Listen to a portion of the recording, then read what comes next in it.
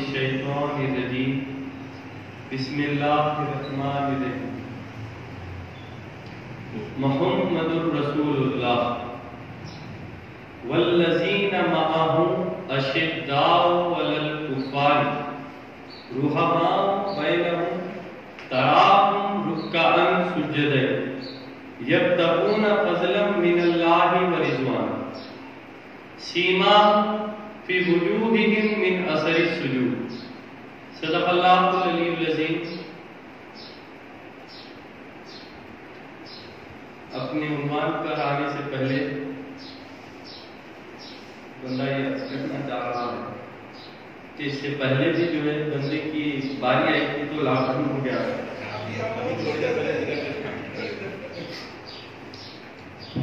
اور وہ موقع جو ہے شب معراج کا تھا۔ آج بھی جو ہے بندہ آیا ہے اور لوگوں میں ڈر ہے کہ جو ہے لاک ڈاؤن ہے، اور موقع بھی جو ہے شب برات کا ہے۔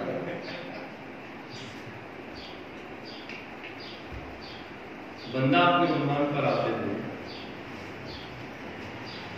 بندے نے جس آیت قرآنی کو اپنا سرنامہ بیان بنایا ہے وہ سورہ الفتح کی 29ویں آیت کا ایک حصہ ہے، جس میں اللہ تعالیٰ فرما رہا ہے محمد اللہ کے رسول ہیں، جو ان کے ساتھ ہیں وہ کفار پر سخت ہے، مومنین پر نرم ہے، آپ دیکھیں گے ان کو رکوع کرتے ہوئے سجدہ کرتے ہوئے، اور یہ اللہ سے اس کی رضا اور فضل طلب کرتے ہیں، اور ان کے چہرے روشن کر دیے گئے ہیں ان کے سجدوں کی وجہ سے۔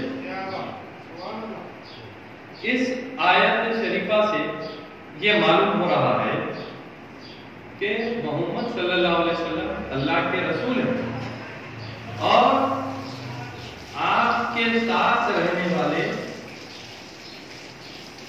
کافروں کے مقابلے سخت ہیں، مومنین کے ساتھ نرم ہیں، اور نماز پڑھنے والے ہیں، اور ہمیشہ اللہ کا فضل اس کی رضا طلب کرنے والے، اور ان کے چہرے جو ہے روشن ہیں، کیوں؟ ان کے سجدوں کی وجہ سے۔ اس آیت میں اللہ تعالیٰ بتا رہا ہے جو لوگ محمد صلی اللہ علیہ وسلم پر ایمان لاتے ہیں، وہ لوگ نمازی ہیں، پرہیزگار ہیں، اللہ سے ڈرنے والے ہیں، اللہ کی رضا میں رہنے والے ہیں، اللہ کے فضل کے مشتاق ہیں، اور محمد رسول اللہ صلی اللہ علیہ وسلم فرما رہے ہیں جو عہد اسلام کا درمیان ہمارے اور کافروں کے ہے وہ نماز ہے، بس جس نے ترک کیا نماز کو بس تحقیق کے ساتھ وہ کافر ہے۔ اس آیت شریفہ سے اور اس حدیث مبارکہ سے یہ معلوم ہو رہا ہے کہ حضور دین اسلام میں اللہ کے پاس اور محمد صلی اللہ علیہ وسلم کے پاس نمازی کی کیا اہمیت ہے، اور بندے کا مقصد ہی جو ہے اس آیت کو جو ہے اپنا سرنامہ بیان بنانے کا مقصد ہی یہی ہے،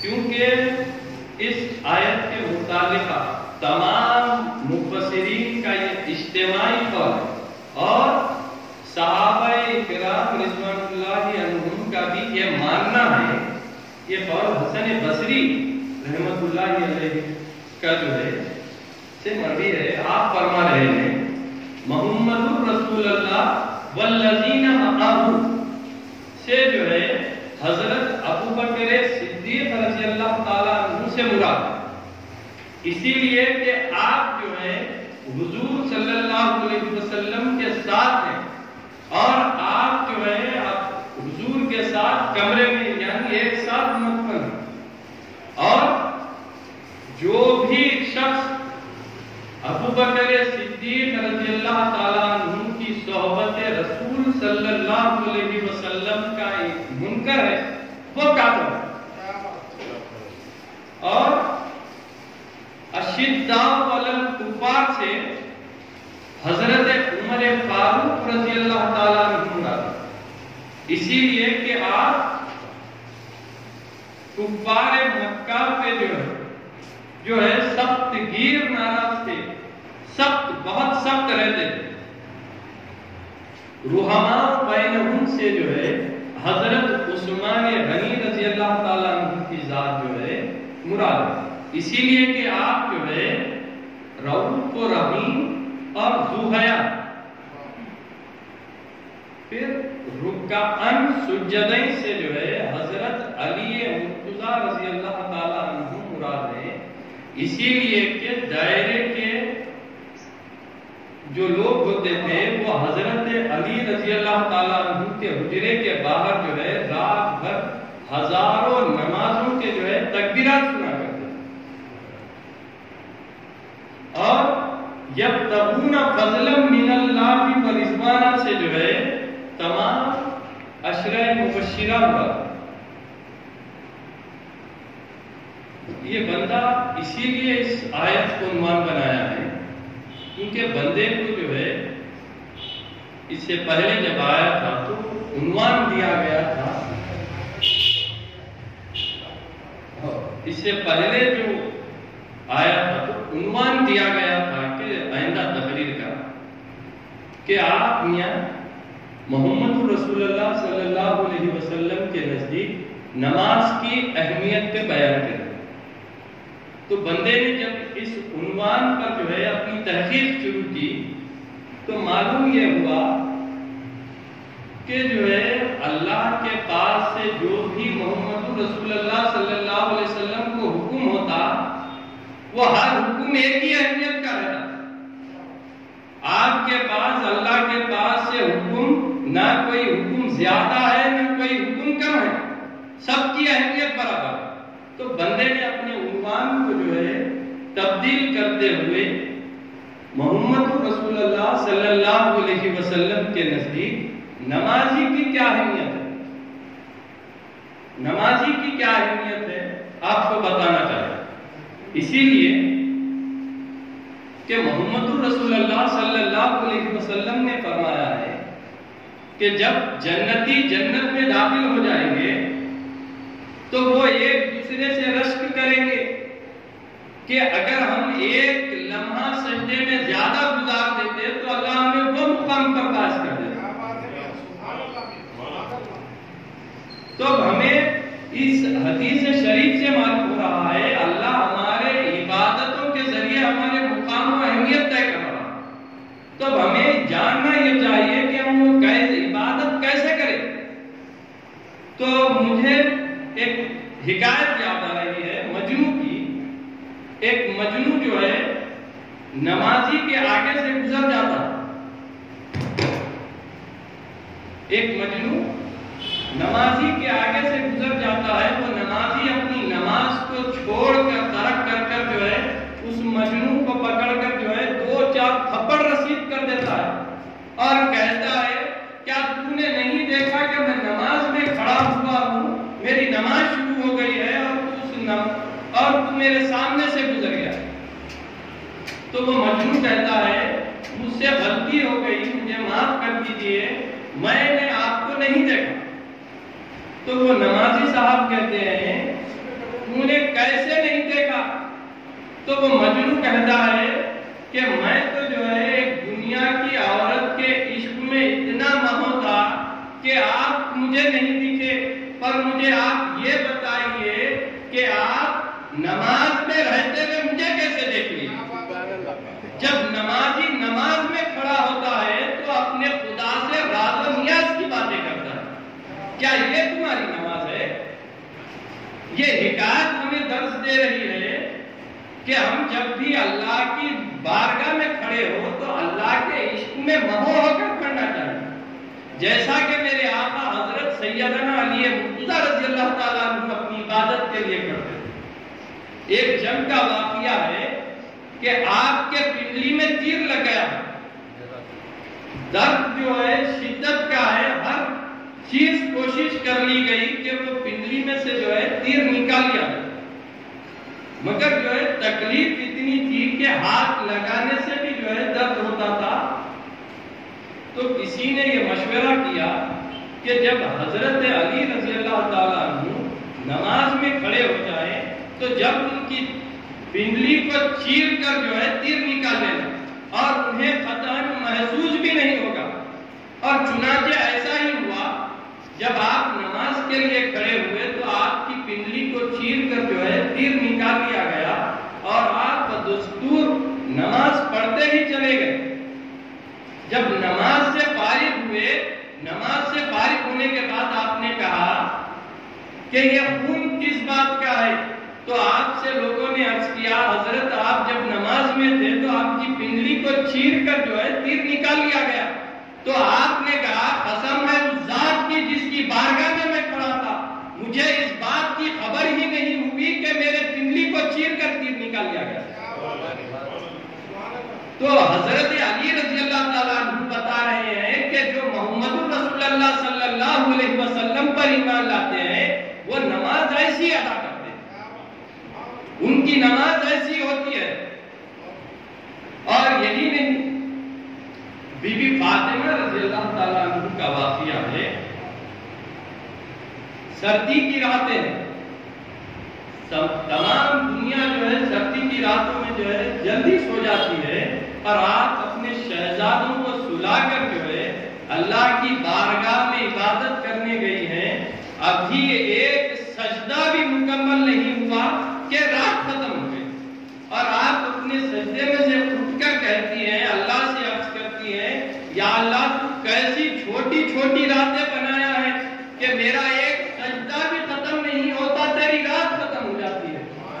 یا اللہ تو ایک ایسی لمبی رات بنا جس میں فاطمہ دل کھول کر تیری عبادت کر لے. ان واقعوں سے اللہ ہمیں درس دے رہا ہے کہ محمد صلی اللہ علیہ وسلم کے اوپر ایمان لانے والے کیسی اللہ کی عبادت کرنا چاہیے، کس قدر نماز میں مشغولیت ہونی چاہیے. اور اس واقعے سے میں آپ کو نمازی کی کیا اہمیت ہے وہ بتانا چاہوں گا. محمد رسول اللہ صلی اللہ علیہ وسلم بلال حبشی رضی اللہ تعالیٰ عنہ سے کہہ رہے ہیں کہ اے بلال، تم دین اسلام میں ایسا کون سا امیدواری کا عمل کرتے ہو جس سے تمہارے کھڑاؤں کی یعنی جو پیر میں چپل پہنتے ہیں اس کی جو ہے آواز میرے سامنے والی بہشت میں یعنی میرے سامنے والی جنت میں سنے آ رہی ہے. تو حضرت بلال رضی اللہ تعالیٰ عنہ کہتے ہیں کہ مجھ میں تو ایسا کچھ خاص عمل ہی نہیں ہے مگر یہ کہ رات و دن میں جب بھی میں جو ہے وضو کرتا ہوں یا طہارت کرتا ہوں لیتا ہوں تو 2 رکعت نماز ادا کر لیتا ہوں. تو حضور فرما رہے ہیں بے شک یہ وہی عمل ہے. تو آپ دیکھیے صرف طہارت اور جو ہے وضو کرنے کے بعد 2 رکعت نماز پڑھنے کی یہ اہمیت ہے کہ حضور صلی اللہ علیہ وسلم کے بازو کی بہشت میں جگہ مل رہی ہے. تو آپ اندازہ لگائیے فرض نماز کے نمازی کے کیا مقام ہوگا، کیا اہمیت ہوگی. مگر آپ کی توجہ ایک بات پر لے کے جانا چاہتا ہوں کہ نماز ہمیں مقام اور اہمیت حاصل کرنے کے لیے پڑھنی نہیں چاہیے. جو ہم نماز پڑھ رہے ہیں وہ مقام اور اہمیت کے لیے نماز نہیں پڑھنا چاہیے. اس واقعیت سے اس بات کو سمجھانا چاہوں گا. رابعہ بصری رحمت اللہ علیہ دن بھر میں ہزاروں نمازیں پڑھتی تھی، ہزاروں نمازیں پڑھتی. تو آپ سے سوال ہوا کہ اے رابعہ تم دن بھر میں اتنی نمازیں پڑھتی ہو کس لیے پڑھتی ہو؟ تو رابعہ بصری رحمت اللہ علیہ فرما رہی ہے کہ میں دن بھر میں اتنی نمازیں اسی لیے نہیں پڑھتی کہ ثواب کماؤں، بلکہ اسی لیے پڑھتی ہوں کہ جب حشر کا میدان ہو وہاں پر تمام انبیاء موجود رہیں گے اور وہاں پر میرے آقا محمد رسول اللہ صلی اللہ علیہ وسلم مجھے بتا کر انبیاء سے کہیں گے کیا تمہاری امت میں ایسی عورت ہے جو اللہ کی اتنی عبادت کرتی ہے؟ اور اس زمن میں بھی میرے آقا محمد رسول اللہ صلی اللہ علیہ وسلم کا چہرہ سب سے اونچا رہے. تو اسی لیے ہمیں نمازیں پڑھنی چاہیے. رابعہ بصری رحمۃ اللہ علیہ بتا رہی ہے کہ نماز عشق مصطفیٰ میں محمد صلی اللہ علیہ وسلم کو خوش کرنے کے لیے پڑھنی چاہیے.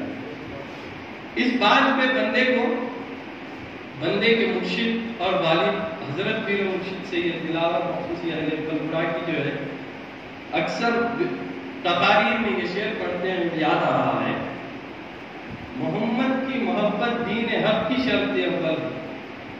محمد کی محبت دین حق کی شرط اول ہے, اسی میں ہوں اگر خامی سب کچھ ناممکن. تو ہمیں جب نماز پڑھنی چاہیے تو حضور کو خوش کرنے کے لیے, اللہ کو خوش کرنے کے لیے نماز پڑھنی. اور آج کل اس دور میں جو ہے نئے سوالات ابھر رہے ہیں. اب آج کل جو ٹرینڈ میں سوال چل رہا ہے وہ یہ ہے کہ جو ہے غیر مذہبیوں کی اقتدا کرنی چاہیے یا نہیں کرنی چاہیے. ہم ان کے پیچھے جو ہے نماز کیوں نہیں پڑھ سکتے. میں اپنے عنوان کو اس بات پر بھی لاتے ہوئے یہ کہنا چاہوں گا کہ اللہ تعالیٰ نے جب نماز کا حکم دیا تو فرمایا اقیم الصلاۃ, یعنی قیام کرو نماز کو. اللہ تعالیٰ اگر سے ہمیں نماز کا حکم دیتا کہ نماز پڑھو, تو اگر ہم کہیں پر بھی نماز پڑھتے, کسی کے بھی پیچھے نماز پڑھتے تو ہماری نماز ہو جاتی. مگر اللہ نے حکم دیا نماز کو قائم کرو, تو معلوم یہ ہو رہا ہے کہ وہ نماز کو پڑھنا بھی ہے, اس نماز کو قائم بھی کرنا. تو اب ہم پر یہ ضروری ہو گیا ہے, یہ معلوم کرنا ضروری ہو گیا ہے کہ اب ہم نماز کس جگہ پہ پڑھے, کس کے پیچھے پڑھے, تو اب ہماری نماز پڑھی بھی جائے اور قائم بھی. تو اللہ تعالیٰ جو ہے سورہ توبہ کی 108ویں آیت میں فرما رہا ہے لا تقم فیہ ابدا لا مسجد اسس علی التقوی من اول یوم احق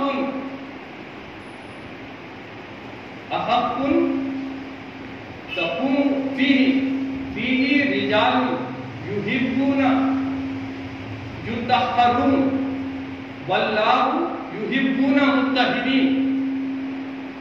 اس آیت میں اللہ تعالیٰ فرما رہا ہے کہ اے محمد صلی اللہ علیہ وسلم, آپ ایسی مسجدوں میں کبھی کھڑے ہی نہ ہوں.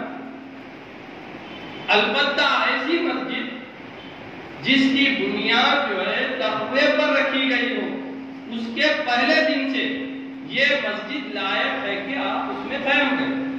اور اس مسجد میں ایسے لوگ رہتے ہیں جو پاک رہنے کو پسند فرماتے ہیں, اور اللہ پاک رہنے والوں کو پسند فرماتا ہے. اس آیت میں اللہ تعالیٰ جو ہے اپنے رسول کو, اپنے حبیب کو حکم دے رہا ہے کہ آپ ایسی مسجدوں میں جو ہے قیام ہی نہ کریے.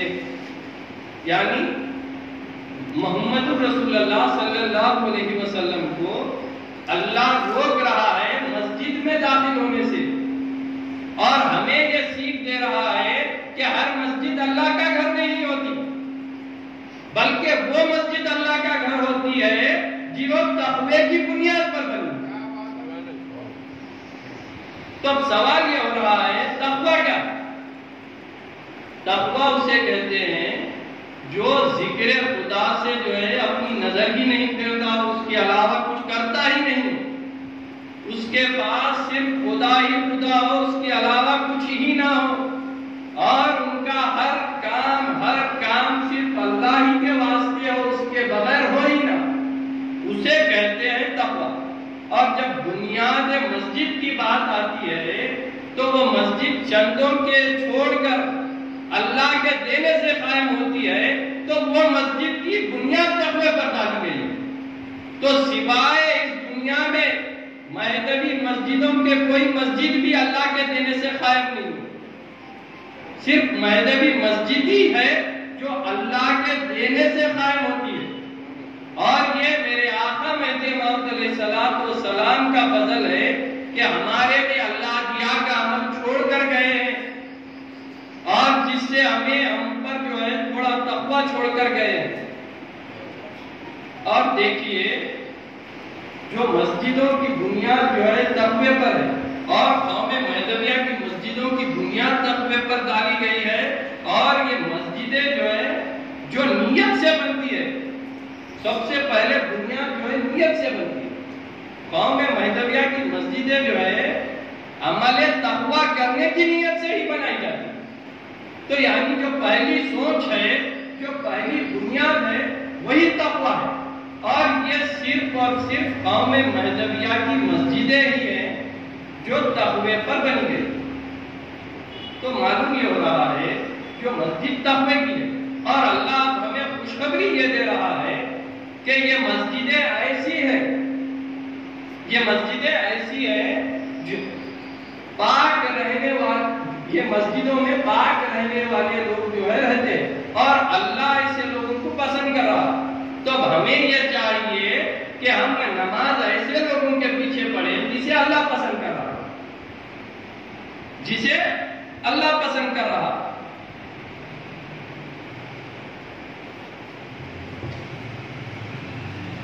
تو اب یہاں پر مسجد جو ہے تقوی پر ہے، پھر اس میں لوگ جو ہیں پاک ہیں، اور اللہ پاک رہنے والوں کو پسند کر رہا ہے، اور ہمیں نماز بھی جو ہے پاک رہنے والوں کے پیچھے پڑھنی چاہیے، کیونکہ نماز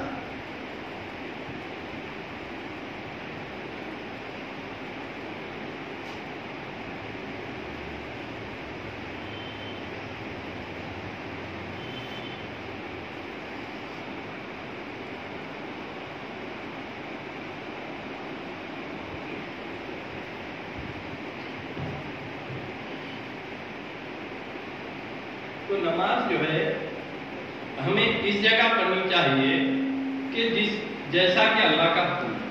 اللہ فرما رہا ہے کہ آپ ایسی مسجد میں خیال بھی نہ کریں جو تقوی پہ نہیں۔ اب معلوم یہ ہو گیا ہے کہ مسجدیں جو تقوی پر بنی گئی ہیں وہ قوم مہدویہ ہی کی مسجدیں ہیں، جس کی بنیاد جو ہے تقوی پر ڈالی گئی، اور اللہ تعالیٰ فرما رہا ہے، اور یہ خاص بات ہے اس میں جو فرما رہا ہے، اللہ فرما رہا ہے جو مسجد کی بنیاد تقوی پر ہے، اللہ فرما رہا ہے کہ یہ لوگ پاک ہیں اور انہیں اللہ پسند کر رہا ہے۔ تو اب ہمیں چاہیے کہ ہم ایسی جگہ نماز پڑھیں جہاں رسول کا جو ہے خیال، اور ایسی جگہ نماز پڑھنی چاہیے جو تقوی پر ہو، جسے اللہ پسند کر رہا ہے۔ اور اس میں خاص بات یہ ہے کہ اللہ تعالیٰ فرما رہا ہے کہ جو تقوی کی مسجدیں ہیں اس میں رسول اللہ کو حکم دے رہا ہے آپ اس میں خیام کریں۔ تو معلوم یہ ہو رہا ہے کہ قوم مہدویہ کی مسجدیں ایسی مسجدیں ہیں جس میں حضور صلی اللہ علیہ وسلم کا خیام ہے، اور ہم جب ایسی جگہ پر جو ہے نماز پڑھیں گے تو نماز کی اہمیت دیکھیے، نماز میں جو ہے حضور کی نظر ہو رہی ہے، اور یہ نظر ایسی نظر ہے جو 1000 سالہ مقبولہ عبادت سے بڑھ کر،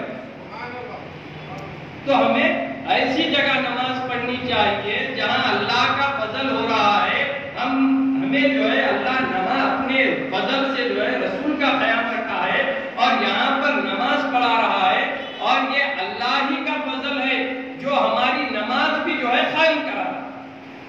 یہ ہمارے پاس صفات نہیں ہے کہ ہم جو ہے نماز کو قائم کر سکیں، یہ اللہ کا فضل ہے کہ ہم ہماری نماز کو جو ہے اللہ اس کے فضل سے جو ہے قیام کرا۔